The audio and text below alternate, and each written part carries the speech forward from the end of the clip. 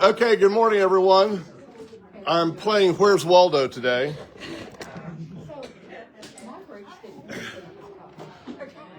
If I'm wearing a coat and a cap, you know it is cold. You're watching that thing on top shaking the whole time. Yeah, I'm going to take this off in just a minute. I want our folks at home to see how stylish I am today. So this is our new omnidirectional microphone. Oh, yeah.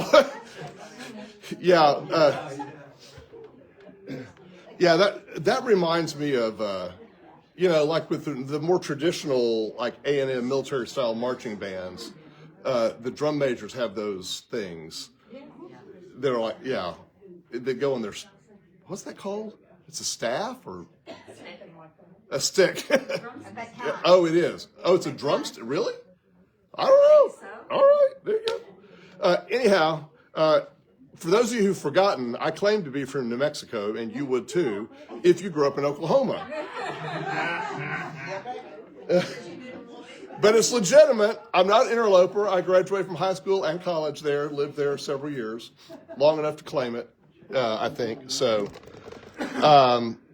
and for those who are not in Dallas, it is like 26 degrees right now. So for us, this is really cold. By the way, it's called a mace. A mace, that's right. Yeah. Okay, I feel like we're a little crooked here. Oh, it's 25 degrees.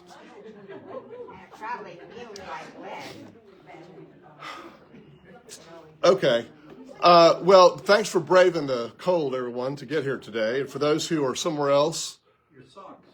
Oh, I also have matching socks today. This is the New Mexico state symbol. It's the Zia. Can you see? Were those a gift? They were a gift. A set? It was a set? No, I bought the cap and towels a couple of years ago. The socks were like a birthday present or whatever, and I hardly ever wear them because I just normally wear. Anyhow. Here we are. Now you know about my Zia collection. Allison actually bought me, as a Christmas present, a large decorative metal turquoise Zia that is on our front porch now. So that was nice. We're getting all New Mexico'd up. So this is really driving me crazy because this is off just a little bit. And I don't want to be off plumb, because the Bible talks against that. Uh-oh, now I've gone the other direction. Golly. Whatever, yeah. Sorry to everyone watching at home. I know if I turn my head the problem is I've got this thing behind me, and if I turn my head just there, it frames me perfectly right there. But I can't. I don't see you doing that the whole class, though. I know, it'd be sort of stiff, wouldn't it? Well, it is cold, except not in here. It's never cold in here, in my humble opinion. Well, thanks to everyone who turned out to our class party yesterday. We had a great time at Backcountry Barbecue. Even got the bonus of a banjo band for about 30 minutes, and that was a hoot. I figured out the secret. Yes. Don't respond. All are welcome. Yeah, just come as you can. Yeah. And we had a great turnout. It was no muss, no fuss, easy to do, good food, great place to be, and we had some of our folks who are not normally present with us in the room there. It was great to see all of y'all if you're watching online today, and just a very nice, casual kind of thing. Yes. I'm really sorry. Yeah. The party I had signed up for. I went shopping for long-term care yesterday. Oh my God. And so I have been to the Ventana, and I've been to CCO, and I think the Ventana is my first choice. Oh, beautiful. All right. Thank you, Jerry. Yeah. We knew where you were. Yeah. Well, that's beautiful. Thank you. Yeah. Glad you're able to do that, right? Yes. Um, Long-term care policy. Oh, I have a lot of friends Yeah. in church policy Uh, for the city of Dallas. almost everyone in here is too old now to except a few of you, to get a long-term care policy at a decent rate. But I'm going to tell you, it is a great investment, It sure is. right? Allison and I started one after my mother died, which was 12 years ago next week. And because we saw what benefit it was for her. And you look at it and you say, well, that's really expensive. The alternative is more expensive. Just going to tell you that up front. Yeah. So anyhow, thanks for welcoming Ben last week as we began our actual study on the minor prophets. He had a great time. I think we all had a great time. And that was good. Obadiah being the shortest book in the Old Testament, we could handle in 1 week. I foolishly set out thinking, oh, well, I'll do Jonah in 1 week too. You know how optimistic I am. It's going to take at least 2, maybe 3. Because Jonah's, it's a simple story, but it's a longer book. It's actually a play in 2 acts, and it's almost equally divided. So we'll see how far. Today I want to sort of introduce the concept of Jonah, talk about that, get started on Jonah, and sometimes I have to come in here and like purge the things that are, bothering me during the week.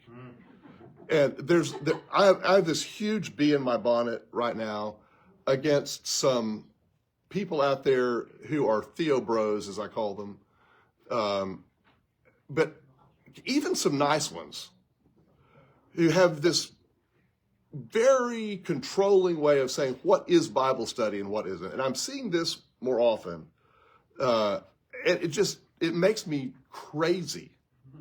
Even though I generally do what they say, I don't want to be told I can only do it that way. One of these people posted on social media this week, and a very fine person, that the only way to do Bible study is to read the approved text, to elucidate the approved text, and then to discuss what you've talked about. Well, we sort of do that all at the same time. But you know what? If we want to talk about something else first, if I want to tell a story before we read the text, I think that's okay. So there, I feel so much better having said that. There's more than one way to do Bible study. Anyhow, so today we're going to pick up Jonah. And of all the stories in the Bible, maybe Noah's Ark is better known than Jonah. But this is one of those, like, probably big 5 in children's Sunday school. As some of you know, they made children's musicals out of this. So it's got to be way up there in the canon, right? And it is, the story of Jonah is so culturally embedded that even people who are not Jewish or Christian know the reference, generally, unless they're completely illiterate. But that's another problem. So I'm wondering, as we begin today, what's your history? What's your knowledge? What is your impression? What have you been taught? What do you think? I just sort of want to assess where we're beginning with our understanding of Jonah. Where have you been? Where are you? What do you think about Jonah? Just anything you want to lay out there. Hit me up. Y'all talk to me. It's a kid's story to make a point. Okay, it's a children's story to make a point. Okay, Carol Ann? I think Jonah was pretty arrogant to think that he knew better than God about Nineveh. So Carol Ann says Jonah was arrogant to think he knew better than God about going to Nineveh. True statement. Yes, what else? Do you remember when you first heard the story of Jonah?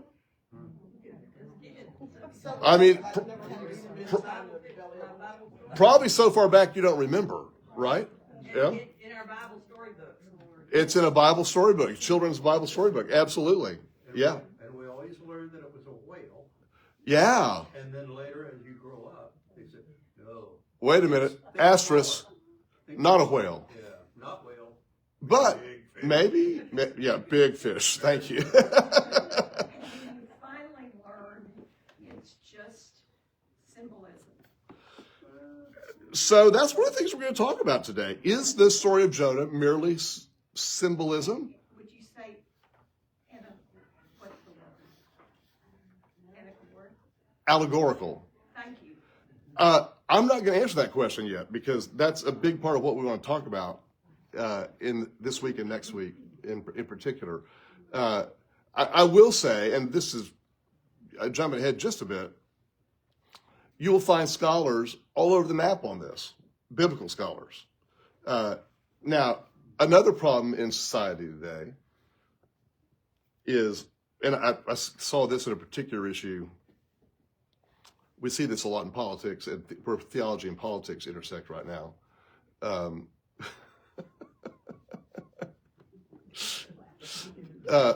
Mike Johnson, the Speaker of the House, this week. The House passed this anti-trans sports bill. Do you know how many people are trying to play sports as a trans woman in America today? You've got extra fingers left over when you try to count them. Well, this is a matter the House of Representatives needs to be working on. It's a top agenda for them. So, beginning of the term, they passed a bill banning, this.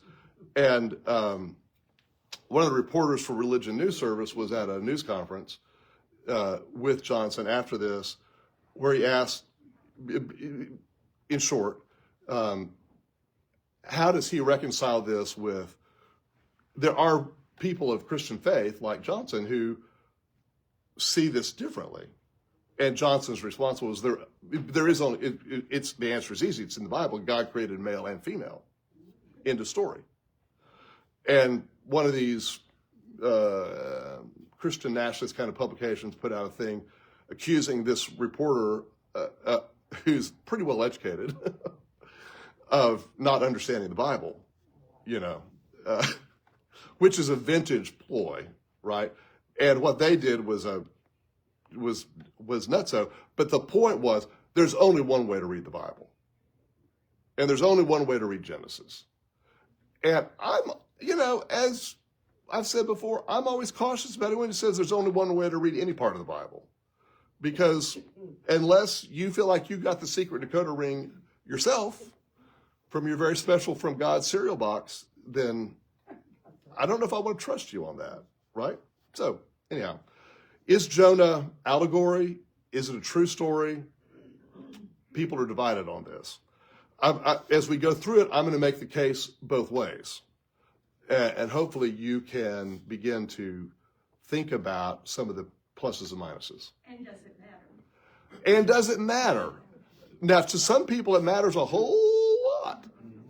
Because if you adhere to, biblical literalism, that type of fundamentalist view, everything's got to be literal and real, and if anything of it's not, then the whole thing falls apart. That's sort of dangerous. But there is a moral to the story, regardless.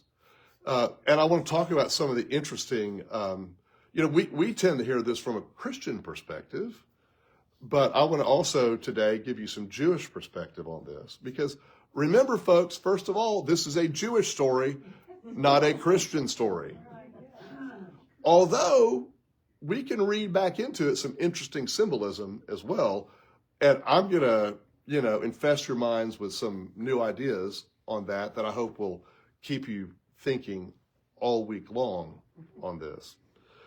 So one of the things about Jonah is it is different than other prophets. Jonah is different than other prophets in the Old Testament in that this is a story about him, not necessarily by him. There is no indication this book was written by Jonah.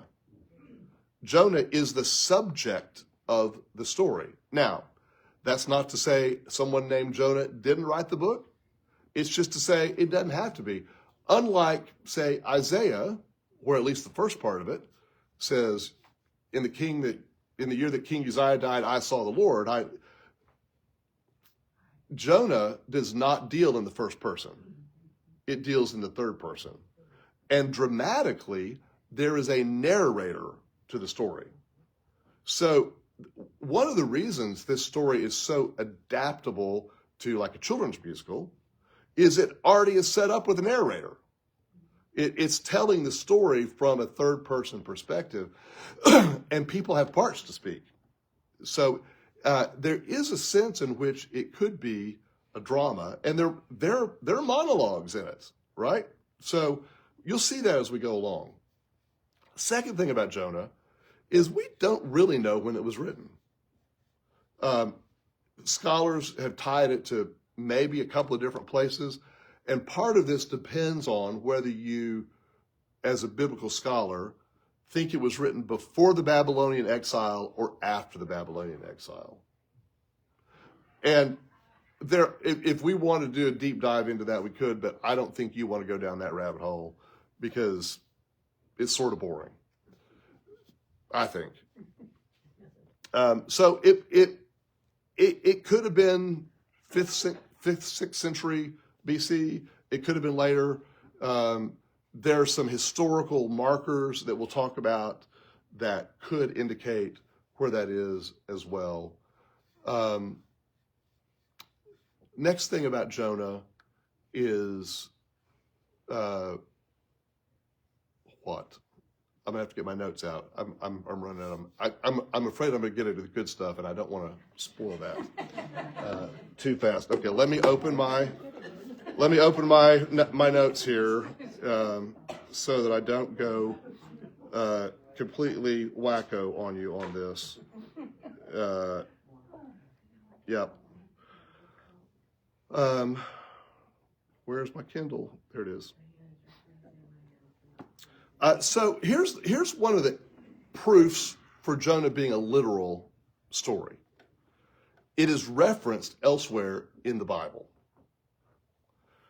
In 2 Kings 14, a Jonah, son of Amittai, appears. And in the story of Jonah, as you'll read in a moment, Jonah says he is the son of someone named Amittai. But as one reviewer wrote, given the Bible's propensity to assign fresh adventures to its heroes, it is possible, though not necessary, to hypothesize a different backdrop for the book. That it could be as early as the 8th century BC. While some other scholars say that there is a universalistic appeal, God's love for all people in the book, that would have been a post-exile kind of idea, unlike Ezra and Nehemiah in the minor prophets, in the prophets. And that's a more Christian assessment of the book. And so one of the things that we see about this is how you read Jonah probably depends on where you begin and the way you think of it then. Okay, I'm not going to talk about that yet. Okay, I need to move back to a different screen now. All right. I've got a Henry question. Yo, good.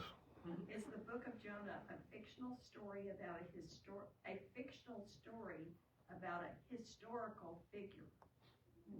Oh, that's a third way, right?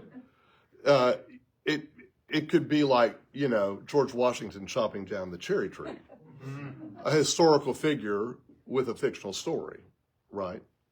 Sorry, I hope I didn't upset anyone on that. Among the rabbinical literature,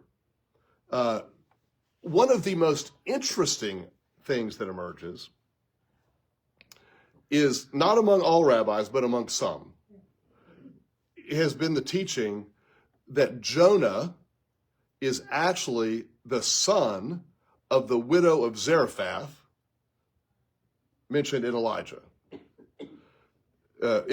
so it mentions who's visited by Elijah. So if you remember this story from the Old Testament, Elijah the prophet goes to, things are bad and there, no water, no food, and he goes to the widow of Zarephath, and I have just enough oil to make one last loaf for my son and I, and then we will die.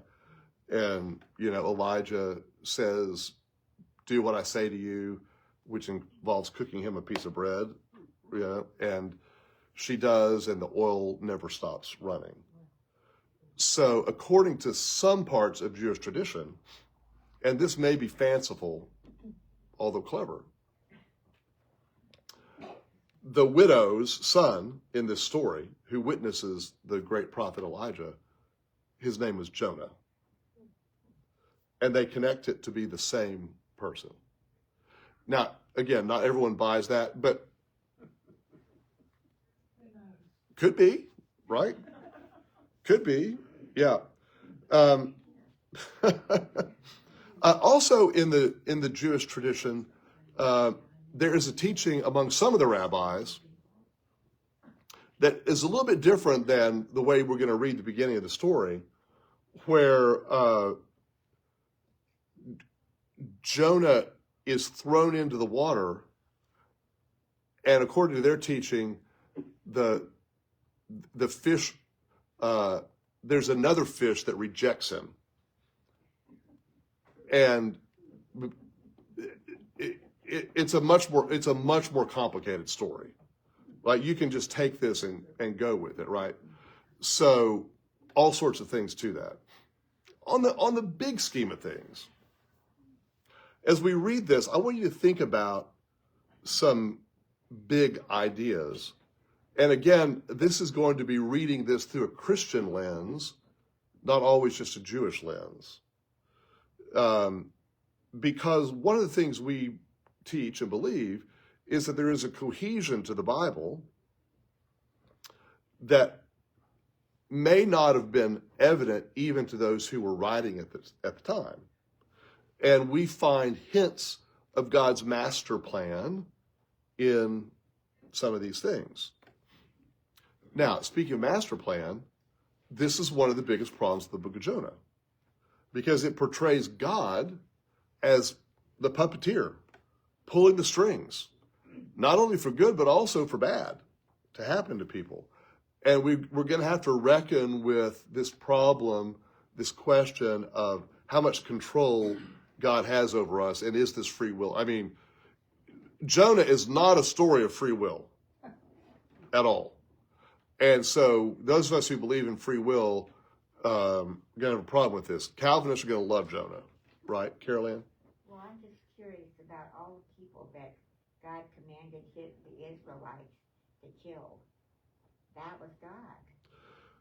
So this is an adjacent question that's very interesting. When we get into this, in the biblical histories in the Old Testament, it is written that God commanded the killing of these people. And most of us have been raised, God said it, I believe it, that settles it, right there. God said all that. Another way of thinking about those Old Testament histories is that the victor writes the history. And it's easy to justify your actions. You say, well, God told me to do it. And so there's a pretty significant scholarly stream that says, all right, we need to take that with a grain of salt. This was their understanding or their thought at the moment, right? Did God actually tell them to kill those people? Now, we're off into a whole difficult territory there, right? But the story of Jonah is in that same category. Although it's interesting that you mentioned this, because Jonah gets pulled out as more simplistic because it's about a fish. It's easier to deal with somehow because we debate, was the fish a real fish or not, right? Whereas, the battle stories, the slaughter stories, the conquest stories, which unfortunately guide a lot of misguided Christians today who think that they're, in God's army, if you remember the old song. This is very, very difficult. Now, Jonah, if you think about it, is ultimately, the story says, swallowed by a large fish.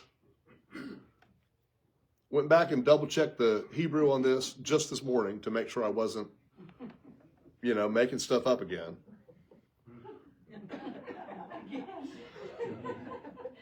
The version according to Mark. Yeah. And the actual text says large fish. Large fish. It doesn't say whale. It doesn't say leviathan. It doesn't say trout. I mean, it just doesn't say. It says fish. So it is a very generic thing. But you got to think about the context of the people who are hearing this story. Again, whether it's literal or figurative, the people who are hearing this story originally, and then later, we need to compare and contrast these. These were people in the Mediterranean who lived on a diet largely of fish. They were fisher people. They were accustomed to fishing, eating fish, and this was a part of their culture. But they also had heard of the Loch Ness Monster. Not really. But there was a fear of Leviathan in the water. Go read the Psalms. The word Leviathan, which is basically sea monster, appears in the Psalms, and it is a thing of dread. So, were they speaking of whales? Were they speaking of something we don't know? Were they speaking of Nessie? We don't know, right? But we know there was some understanding of the fear of the depth of the water, right? Now, the next thing is fast forward to the New Testament, and what is it that becomes the symbol for Jesus in Christianity? It is the fish. Why is that? Well, it's in part because of Jesus saying, I am the bread of life. What does the boy bring to the feeding of the 5,000? 3 loaves and 2 fishes, or is it 2 loaves and 3 fishes? 3 loaves and 2 fishes. And I got to thinking about that this morning. Were those fish already broiled, or were they raw? Like, did he catch them on the way? And when Jesus multiplied the fish and the bread, was that raw fish? Were they squirming? Did people have to scale their own fish, or were these fish McNuggets? Have you ever thought about that?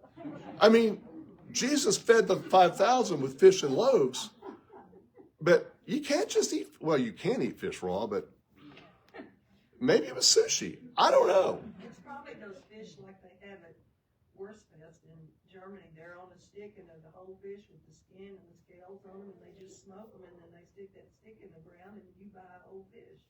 And what do you do with the scales? I guess you peel them off. I didn't buy one. Okay. You didn't test it. You didn't, right? Well, so what's interesting to me about this, again, looking at this from a Christian perspective, is the very symbol that comes to represent Christ and the word here is the very same word, which is not any specialty. It's not like an abracadabra word. It's like saying soap, right? This is the same word for soap in Hebrew as in Greek. The very word fish that's used, in the New Testament is the same word in the Old Testament in Hebrew to describe what this is. That's how common this word is in Jonah. The difference is it has an adjective placed on it. Large. Well, what's large? I mean, large at Costco is different than large at Tom Thumb. Right? We have a different version of large. Large when I buy a shirt and large when I put on a shirt, they mean something entirely different. Right? I always heard it as a great fish. So I'm assuming that just another translation of the word, whether it's great or. So yeah, the word could, the word large that I'm using could mean great. I mean, any of those adjectives, those synonyms you want to put with it would be appropriate. Expansive, huge, But again, while descriptive, it's also not descriptive. It doesn't tell us how big. And so over time, the story has sort of taken on a life of its own.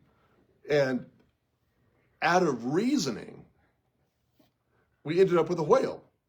Because you take, what's a human figure size? What fish could accommodate a human inside its belly? Well, the only answer we know is whale. And that's how we get there on this story. But it could have been something else. The other thing that's interesting about the Jonah story, and we'll hit this along the way again, from a Christian perspective, Jonah is taken under the water and raised to newness of life eternal. This is a baptism story from a Christian perspective, not from a Jewish perspective. We would see this as a symbolic foreshadowing of the death and resurrection of Jesus embodied in our own baptism, right? And so there are these connections through the entirety of the Bible that we can make, and some people really go to town on these, and, again, speaking of secret decoder rings, they really need one, and they're going to sell it to you for $29.95 in 6 equal installments, plus a prayer cloth, right? But I don't think you need that. All right, before we get to the text, what else do I need to say? 1 second. I get back to this. I've got too many sources going on here. Throughout the book of Jonah, the deity of the story is variously named. Sometimes in English as God, in Hebrew as Elohim, or as Yahweh. And this is a way of invoking both Jews and Gentiles into the story. This is the other interesting thing about Jonah. It is a book about Judaism and Gentiles interacting with each other. Because Nineveh, where Jonah is sent by God, is not a Jewish community. He is being sent to proclaim God's judgment upon Gentiles. More on that in a moment as well. Okay,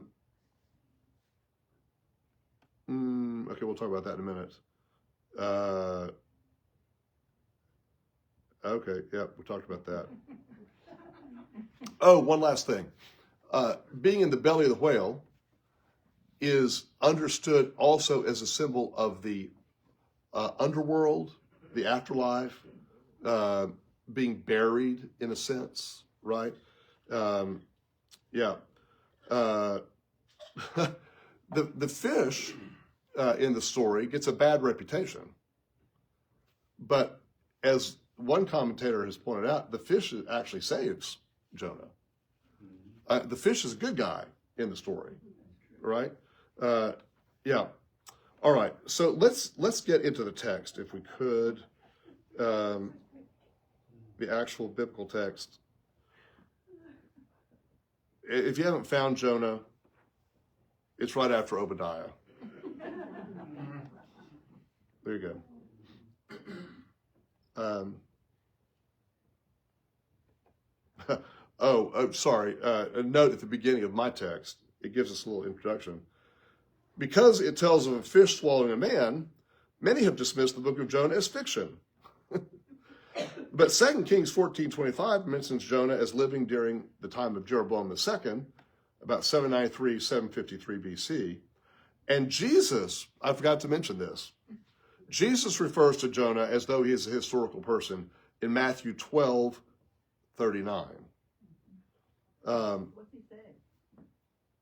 He says, but Jesus answered them, an evil and adulterous generation seeks for a sign, but no sign will be given to it except the sign of the prophet Jonah. For just as Jonah was 3 days and 3 nights in the belly of the great fish, so the Son of Man will be 3 days and 3 nights in the heart of the earth. The men of Nineveh will rise up at the judgment with this generation and condemn it, for they repented at the preaching of Jonah, and behold, something greater than Jonah is here. The queen of the south will rise at the judgment with this generation and condemn it, for she came from the ends of the earth to hear the wisdom of Solomon, and behold, something greater than Solomon is here. Words of Jesus. Now, I would make the case that whether the story of Jonah is allegory or historical fact, Jesus could reference it either way, as in this kind of style. But the thing is, Jesus is comparing Jonah's prophecy to the people of Nineveh as a foretaste of his own prophecy to the people of Israel. Now, remember how we talked last week about Obadiah being about this adjacent tribe of Israel that takes their stepbrothers and throws them under the bus, right? This is part of what's happening here because the story is about whether God is going to save or love Gentiles as well as Jews. All right, so let's begin. Jonah, chapter 1, verse 1. Unlike Obadiah, Jonah has chapters. We would say it's a chapter book, right? Not just a picture book. Now the word of the Lord came to Jonah, the son of Amittai, saying, arise, go to Nineveh, that great city, and call out against it, for their evil has come up before me. Pause. What is the evil of the city of Nineveh? Doesn't say. We don't know. Anyone who tries to tell you what it is speculative. There can be all sorts of speculation, but the text does not name it other than to say the evil of that great city has gone against it. Now, some people who really are on a bender might want to try to make the case that, well, this is the very same language that God used when he called out Sodom and Gomorrah. And there is a parallel in the language there, but that's like saying, I'm going to go get my cat or I'm going to go get my coat, right? Same language structure, different intent in that. Don't know. It's odd to me, though, that you think of God as sitting up there and he's looking down and going, Nineveh, that's really evil. But in this, it makes it sound like somebody, hey, look at Nineveh. And it was brought to him and said to God and said, look at what's happening in Nineveh. Like it's brought to him. I don't know. So it seems different from... Yeah, lots of room for interpretation here, right? And I think one of the problems with a well-known story like Jonah is we can think things or be told things, and they may not be in the text. There's a danger. All right, we made it all the way through verse 2. Picking up in verse 3.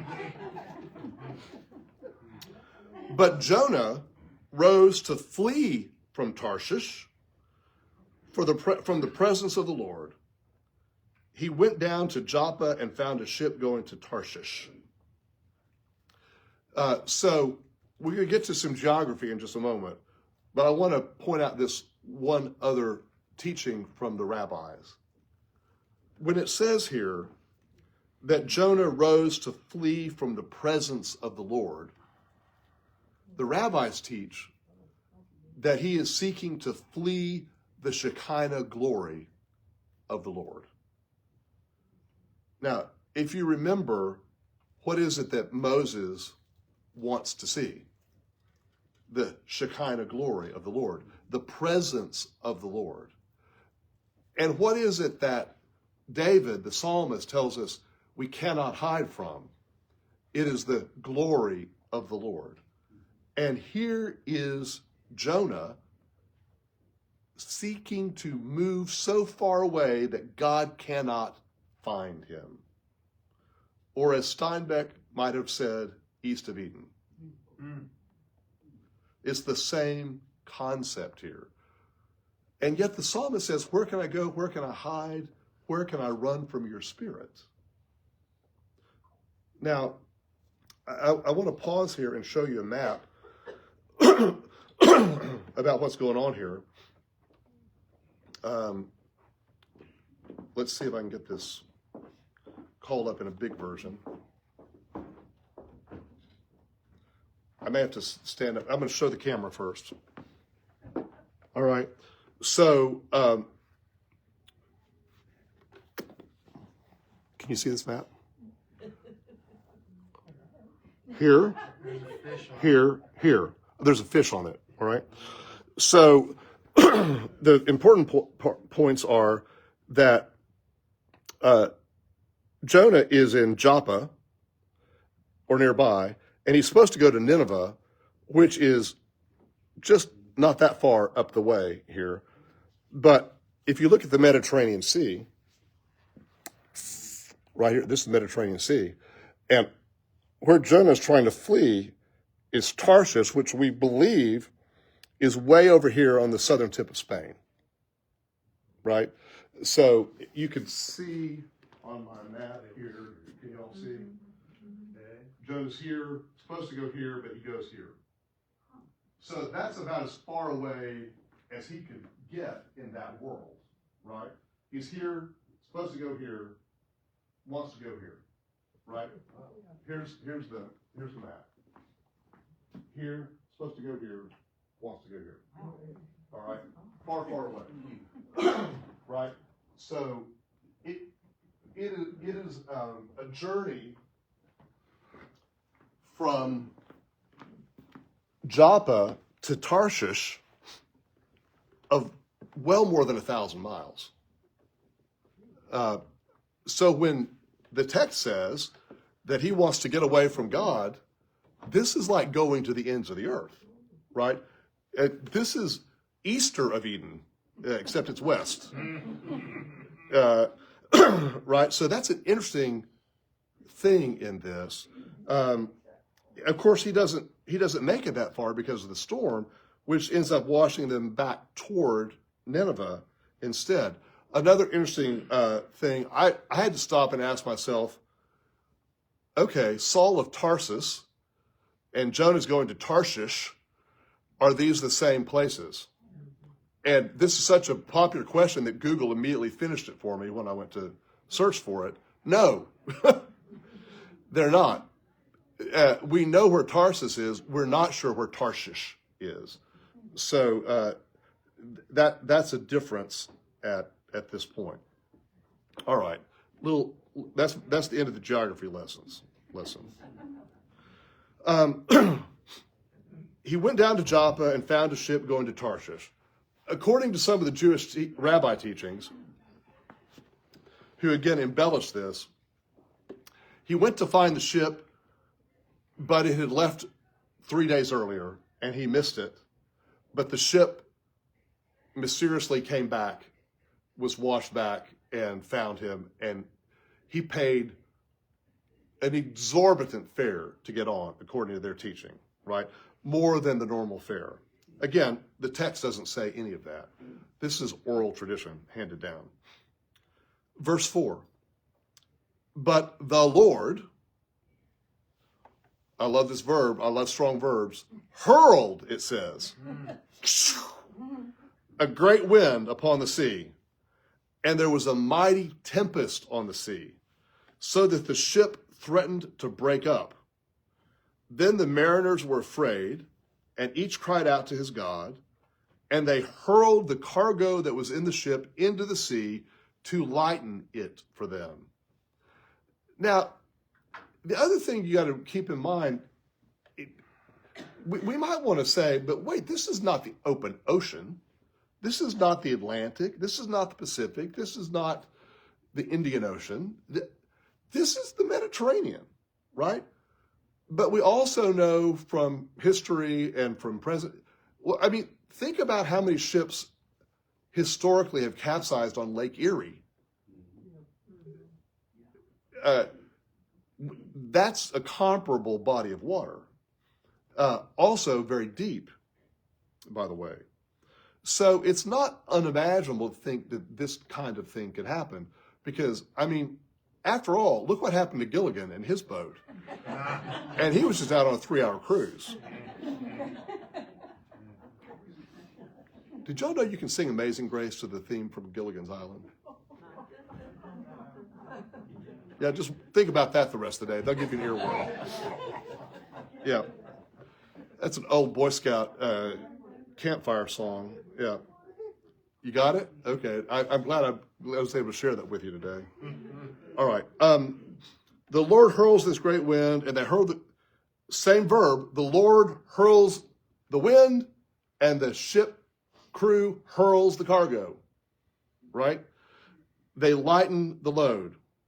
But Jonah had gone down into the inner part of the ship and here's a great use of the English language.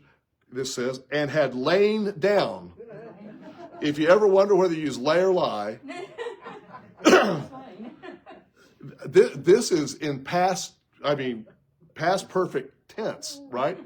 Had lain down. Could they make it any more complicated? And was fast asleep. Now, have you ever heard a story about someone else who was asleep on a boat that was threatened at sea? Isn't that an interesting parallel that Jesus is asleep on the boat and the disciples come to him, much like the crew of this ship, and say, what are we going to do? But Jesus is the master and Jonah is the vagabond passenger. I don't know what this means, but I think there's an interesting echo in the story of Jesus to the story of Jonah. Now, clearly, the story of Jonah well predates the story of Jesus. So the captain came and said to him, what do you mean, you sleeper? Arise, call out to your God. Perhaps this God will give a thought to us that we may not perish. Jesus mirrors this language also in one of his speeches where he says, sleeper awake.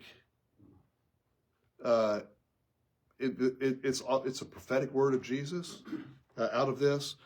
And we see that here, but the important point is, in this moment, Jonah represents a minority religion, Judaism, among a culture that is full of other gods and very diverse in its understanding of theology.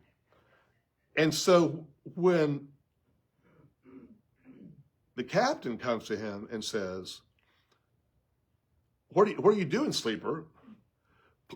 We need you to get up and call out to your God just like we are calling out to our gods, so that perhaps that God, your God, will give, I love this phrase, a thought to us. Throw us a prayer out there somewhere, Jonah. Pray to your God that we will not perish. We need all hands on deck praying to our various gods, which is not, in Christianity and Judaism, this is a crazy idea because we're monotheistic religions. But the people of this time were not monotheistic at all. And here's one of the ways this story early on sets Judaism against the context of everything else. Does that make sense? All right, I've got 3 minutes. Verse 7, and they said to one another, come, let us cast lots, that we may know on whose account this evil has come upon us. They're trying to figure out why this has happened to them. One of the oldest questions in human history, why is this happening to me? If you think that's original, sorry. From the beginning of time, why is this happening to me? And here, the other sailors, the passengers on board this ship. Now, obviously, we're not talking about a, Cunard cruise line here. There were multiple crew. It was still not going to be, they just couldn't have had huge boats then, right? But why is this thing happening to us? In the moment in which they cannot control the outcome, they're seeking to assess the blame. In part because if you can figure out who to blame, you might can figure out how to make it go away, right? So we got to cut them some slack. But we've all been there and live in that same place where, why is this happening to me? We're trying to be detectives and diagnose the situation. And the story of Jonah and the shipwreck that happens, right here in the midst of it, is this, why me? Why me, Lord? What have I ever done to deserve even one? You know the rest of the song, right? Except that's on the positive side. This is on the negative side. Let me pause. It's a weird place to pause, but we'll do that. What questions, comments do you have so far about this? Was that a common theme that had been going along until Christ was, and I guess still would be, if some evil or some illness or some malady has come upon you, then it must be something that you did or your forefathers. Oh, I think it's just human history. Yeah. There's Kind of no... like the Job thing. Yeah, and this is an interesting point that we need to talk about maybe next week is, would it be an interesting comparison to lay Job against Jonah? Because the two stories deal with a lot of the same themes in different ways. But to me, it's a part of the human condition from beginning to ask, why? Why this? What have I done?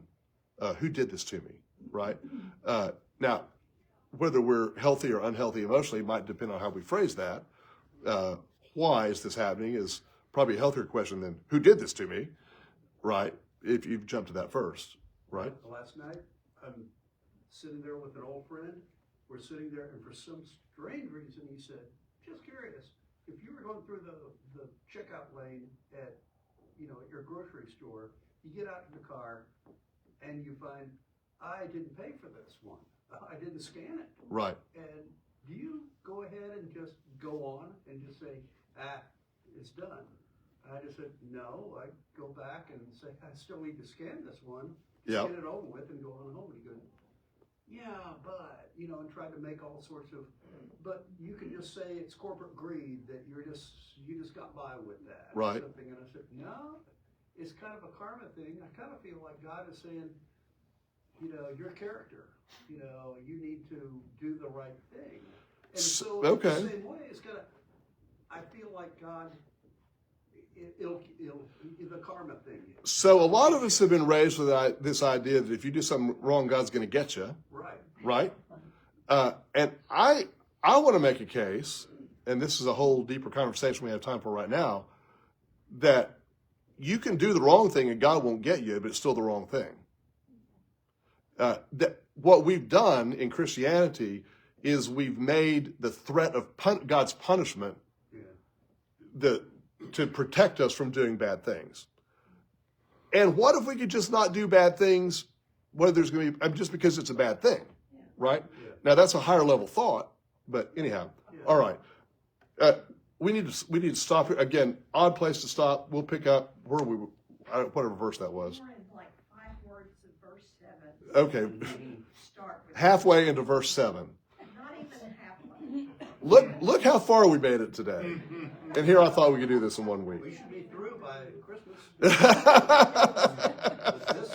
With this book, right? I don't want to talk about Jonah that long. All right. Well, let's see. By way of reminders, next Sunday is the church conference. Is that right? Lunch for everyone to stay afterward for that. And please stay for worship today. Beautiful music coming up for sure. Some guests in worship today. I'm very excited about that as well. Quick update. If you didn't see John J. Alvaro's piece that he wrote for me this week about the fires, please go find it. If you can't find it, let me know. I'll send it to you. They are doing some tremendous work at First Baptist Pasadena. And I mentioned that last week. I just want to mention it to you again as well. They are receiving contributions. George and I helped, George more than me, John Jay get a significant grant this week. And John Jay texted me one night this week. It was very late. No, it was early for him is what it was, saying he'd been up, all night writing grant requests because they're trying to get funding to extend their work in the community. And they, as I mentioned last week, have just suspended their whole church budget and everything and turning themselves into a disaster relief operation right now. That's their ministry in the community. And, one of the beautiful, since John Jay's been there 8 years, one of the themes he led them to adopt is, and it's on posters around the building, I've been there and seen it, in Pasadena as it is in heaven. And as John Jay has said, what they're living through right now is hell, not heaven. But they're trying to be a light to that. And so many stories to tell. We don't have time for that. But look that up on your own if you'd like. Let's pray together. God, we do pray for our friends, especially for John Jay and his family and their leadership, and ask that you would strengthen them in this time of trial. And we pray, Lord, that you would grant each of us your grace today to hear your voice and to walk well in the direction that you send us. We pray through Jesus Christ. Amen.